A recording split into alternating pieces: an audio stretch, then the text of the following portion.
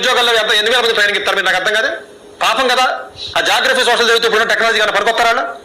Anthropology, geography, social, political science, history చదివితే ఎవరైనా పనికొస్తాడా ఇప్పుడున్న టెక్నాలజీకి? అసలు ఆంథ్రోపాలజీలో కూడా టెక్నాలజీ ఉందండి. ఆంథ్రోపాలజీలో టెక్నాలజీ ఉంది. కార్నెగీ మెలాన్ యూనివర్సిటీ లాంటి ప్రెస్టీజ్, స్టాన్ఫోర్డ్ లాంటి యూనివర్సిటీలో సోషల్ సైన్సెస్ విత్ ఏఐ అని పెట్టారు. అది చదవాలి, ఇప్పుడు చదవాలని అనుకుంటున్నాను. ఆంథ్రోపాలజీ విత్ ఏఐ హాంకాంగ్ లో పెట్టాడు హెచ్కే వాడు. అంటే వాటిలో కూడా టెక్నాలజీ వెళ్తుంది కదా. నువ్వు ఇక్కడ కూర్చొని 4 ఏళ్ళు 10 ఏళ్ళు ఆర్టీసీ క్లాస్ రోడ్స్ లో కూర్చొని జాగ్రఫీ చదువుతాను, హిస్టరీ చదువుతాను, నాకు అర్థం కాదు.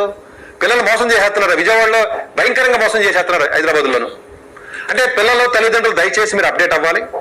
షేర్ మార్కెట్ 2 లక్షల కోట్లు పడిపోయింది, మన మైక్రోసాఫ్ట్ పడిపోయింది, ఎన్విడియా షేర్ టప్ప టప్ప టప్ప టప్ప పడిపోయింది కదా లాస్ట్ 1 year. ఎక్కడుండి ఎన్విడియా షేర్ ఈ రోజు పడిపోయింది? ఏమిటి వాడి కాంపిటీషన్ వచ్చాడు?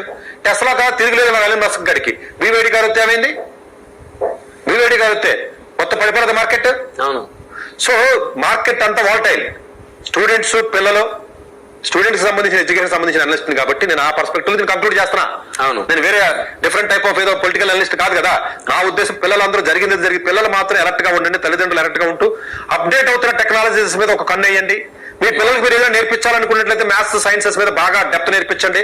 చక్కగా డిమాండ్ ఉన్నటువంటి కోర్సులు ఎత్తుకుని దానికి వెళ్ళి జాయిన్ చేయండి. డిమాండ్ లేని కోర్సులు, చెత్త కోర్సులకి, చెత్త కాలేజీలకి మీరు జాయిన్ చేయొద్దు అన్నది నేను కంక్లూడ్ చేయగలనండి.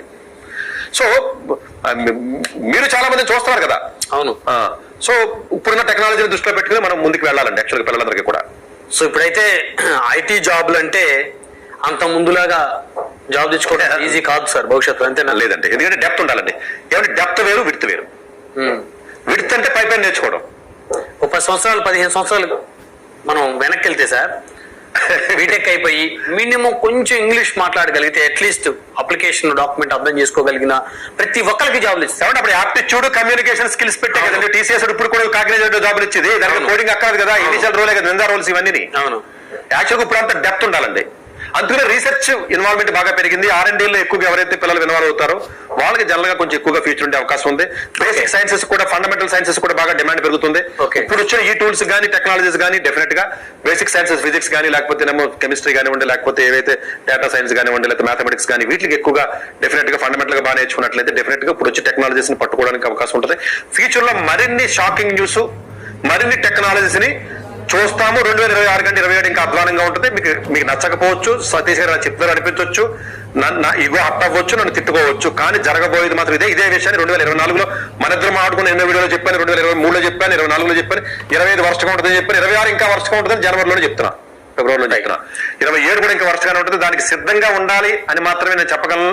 పిల్లల్ని దృష్టిలో పెట్టుకుని దయచేసి మీరు చక్కగా సైంటిఫిక్ స్కిల్స్